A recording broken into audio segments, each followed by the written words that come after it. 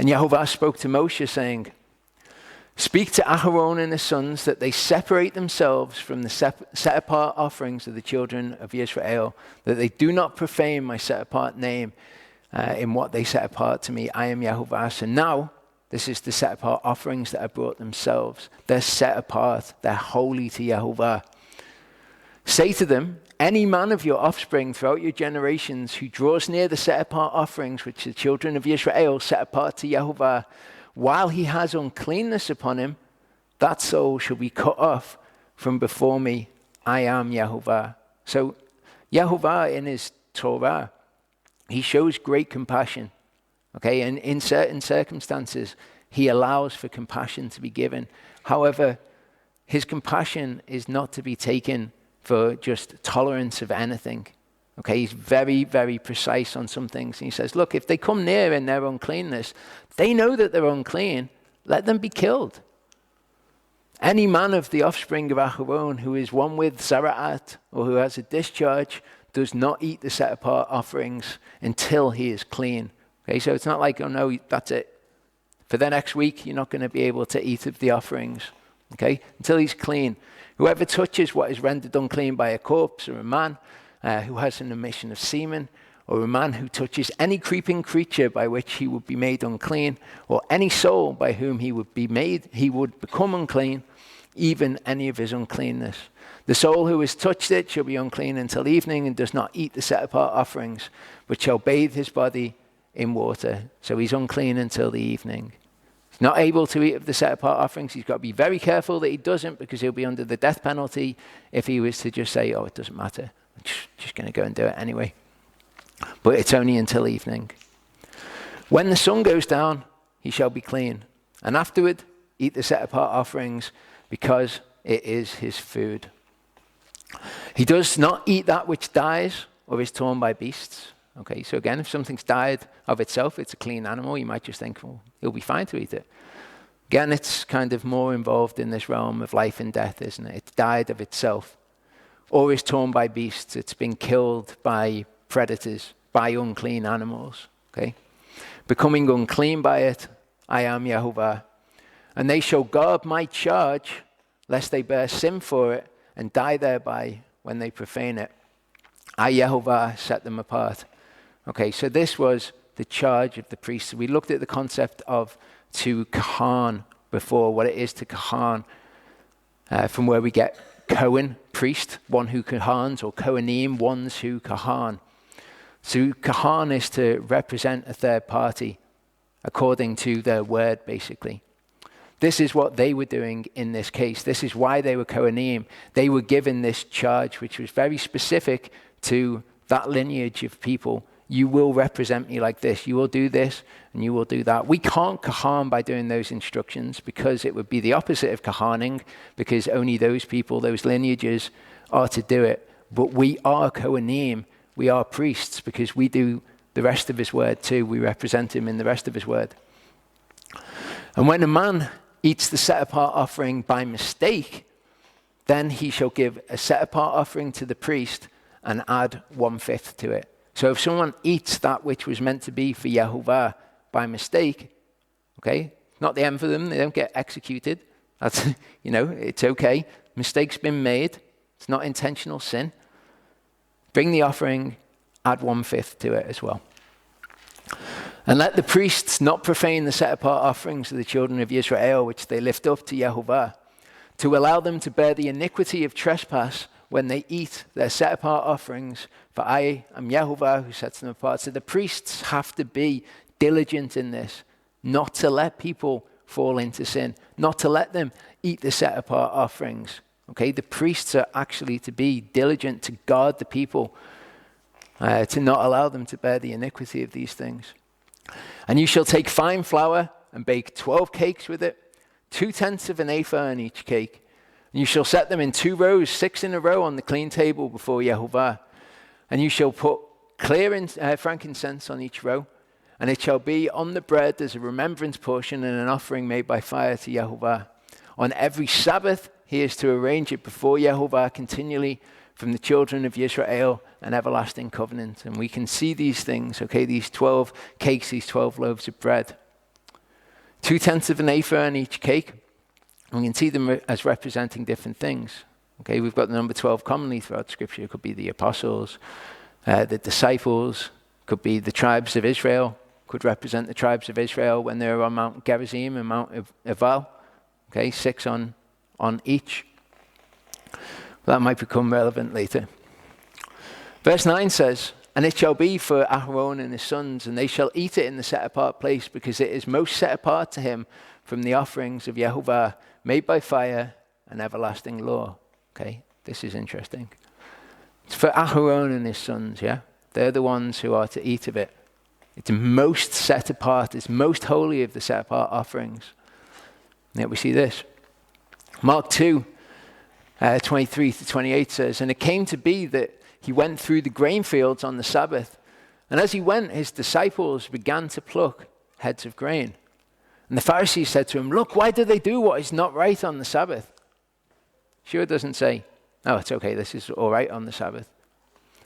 What Yeshua says is this. He said to them, "Have you never read what David did when he had need and was hungry? He and those with him. How he went into the house of Elohim while Abiathar was high priest and ate the showbread, which is not right to eat." Doesn't say it was right for him to eat it. He says, look, the Torah says that he couldn't eat it, except for the priests, and he gave it to those who were with him. And he said to them, "The Sabbath was made for man, and not man for the Sabbath. So the son of Adam is also master of the Sabbath." Okay, so what Yeshua is explaining here is his disciples had need. David's men who were with him had need at the time. And what we've seen is that Yehova has a heart where he is compassionate and where he's actually put some things within his Torah, which he mentions in the other account of this, which we'll look at in a minute, where compassion is showed. Okay? Luke 14, 1-6 gives another example of this. It says, "And it came to be as he went into the house of one of the rulers of the Pharisees to eat bread on the Sabbath, that they were watching him closely. And see, there was a certain man before him suffering from dropsy. And Yeshua responding, spoke to those learned in the Torah and the Pharisees, saying, 'Is it right to heal on the Sabbath?' But they were silent. So taking hold of him, he healed him and let him go. And to them he said, 'Which of you, having a donkey or an ox that has fallen into a pit, shall not immediately pull him out on the Sabbath day?' And they were unable to answer him regarding these matters." Okay, because their attitude to the Torah, they never looked and saw Yehovah's heart in it. They never saw that he desired compassion rather than offering to be made. Matthew 12, 9-12 says, "And having left there, he went into their congregation. And see, there was a man with a withered hand. And they asked him, saying, 'Is it right to heal on the Sabbath?' So as to accuse him. And he said to them, 'What man is there among you who has one sheep, and if it falls into a pit on the Sabbath, shall not take hold of it and lift it out? How much more worth is a man than a sheep? So it is right to do good on the Sabbath.'" What I'm showing you here, it's funny, people will try to misuse. They'll be like, "Well, yeah, it's right to do good on the Sabbath. Wouldn't it be good if I had an extra 60 quid a week? That'd be good. I'd be doing good, wouldn't I? Maybe I'd be able to do more good with my money by earning it on the Sabbath." Not the same situation at all.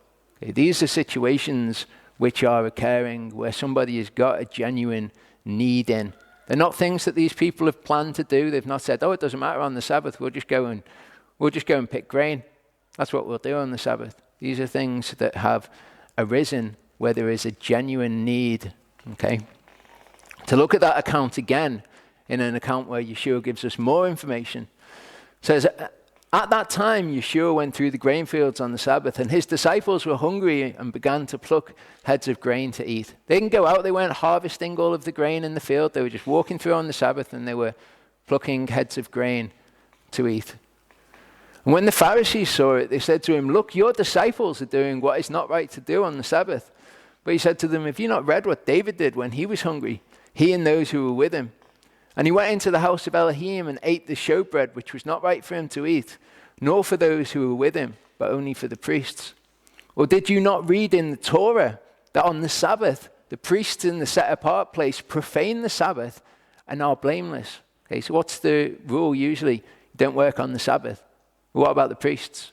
Okay, no, they work on the Sabbath because there's something higher there. There's a higher principle. But I say to you in this place that there is one greater than the set apart place.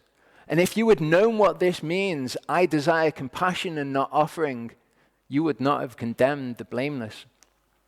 For the Son of Adam is master of the Sabbath. So what does it mean? I desire compassion and not offering. Hosea 6, 4-7 says this, Ephraim, what would I do with you?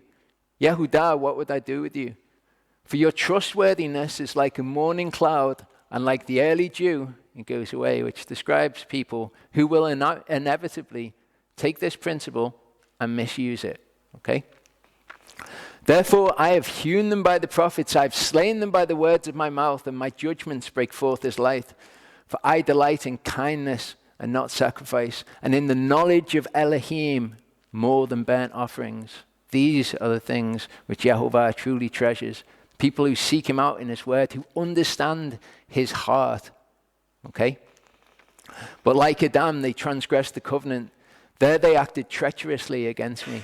He's not into people breaking the covenant. That's not what he's after. However, if a situation comes up where you've got an opportunity to show compassion and kindness and mercy to somebody, then that is elevated higher than that particular law. And we see this from Yeshua's own mouth. 1 Corinthians 13, 1-6 says, if I speak with the tongues of men and angels, but do not have love, I have become as a sounding brass or a clanging cymbal. Think of how you would appear to somebody who is in need of compassion on that day. If you refuse to show them compassion because of your Elohim, doesn't really represent him well to them. Okay, you've become as a sounding brass or a clanging cymbal to them because that's what they hear. They don't see who Elohim is through these things. And if I have prophecy and know all secrets and all knowledge, and if I have all belief so as to remove mountains but do not have love, I am none at all. And if I give out all my possessions to feed the poor, and if I give my body to be burned and do not have love, I am not profited at all. All of these things without love are not walking in the ways of Elohim. That's what the Torah is to be to us. It's to be his ways. We're to desire to walk in his ways. But his ways go beyond just this kind of legalistic understanding of who he is, this legalistic doing of his ways. Because if you do that, you're not actually walking in the way that Yehovah or Yeshua would have walked. Love is patient, is kind. Love does not envy. Love does not boast, is not puffed up, does not behave indecently, does not seek its own, is not provoked, reckons not the evil. Okay? Some things that I could work on here. Not particularly the most patient person in the world at all points. Couldn't say that I never get provoked. These are things to work on though. Does not rejoice over the unrighteousness, but rejoices in truth. Okay, I've got some of them down. Numbers 15, 29-35, something that we need to bear in mind. When we're looking at this and when we're trying to assess what is right and what is wrong. It says, for him who does whatever by mistake, there is one Torah, both for him who is native among the children of Israel and for the stranger who sojourns in their midst. But the soul who does whatever defiantly, whether he is native or a stranger, he reviles Yehovah, and that soul shall be cut off from among his people. Because he has despised the word of Yehovah, he has broken his command, that soul shall certainly be cut off. His iniquity is upon him. And we get this view of the situation here. Okay, someone who's doing something by mistake, or who has not done something defiantly. They weren't like, I'm not keeping the Sabbath today. They came to a situation where showing compassion was important to walk in Yehovah's ways. Okay? This person who does whatever defiantly, all the people who will want to misuse this, let them go and do that. Reviles Yehovah. They blaspheme his name because they're doing this defiantly. They've despised the word of Yehovah, which means to hold it in light esteem, to lightly esteem it. So that's a completely different attitude of mind, isn't it? Okay, you highly esteem the word of Yehovah. There's no way you're going to be breaking the Sabbath, but you come across a situation where compassion needs to be shown, and you show compassion in that because that is what Yehovah or Yeshua would do. While the children of Israel were in the wilderness, they found a man gathering sticks on the Sabbath day. Funny that the Sabbath day would be brought up here. And those who found him gathering sticks brought him to Moshe and to Aaron and to all the congregation. And they put him under guard because it had not been declared what should be done to him. And Yehova said to Moshe, the man shall be certainly put to death. All the congregation stoning him with stones outside the camp. This is the same person. This is Yeshua in the situation in the grain fields. This is Yehova declaring this in this situation. Okay?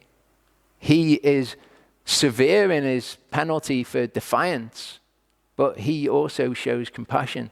And we need to learn to walk in that, to walk in compassion, to hold this at a higher standard. If Yehova brings a situation across your path where you get to show compassion to someone and show them who Yehova really is, then of course we do that.